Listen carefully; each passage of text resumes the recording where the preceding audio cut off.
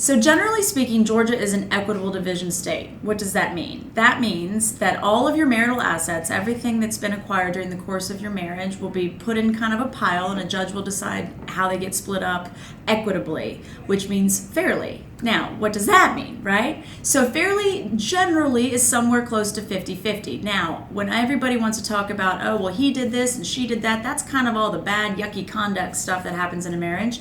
And that's kind of one of those things that gets tossed up to a judge that might tip the equities, tip the balance from 50-50 to maybe something like 60-40 or 45-55, whatever it may be. But generally speaking, the judge is going to look at your assets, your marital assets, and divide them up and split them amongst the parties.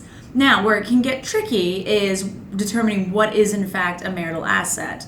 Things that are acquired by gift or inheritance are not marital assets. Those are separate property. Now that gets very confusing when we start commingling things and putting things in joint names, titling things, putting down payments on houses that come from somebody's parents, and that's where finding all your documents, finding documentation of all those things, that's when those things really can come into play. So the real distinction is trying to figure out what is separate property and what is marital property. Your separate property you get to just keep. Your marital property gets divided, but there's a lot of tricky nuances in between, and that's where lawyers can come in to help you out.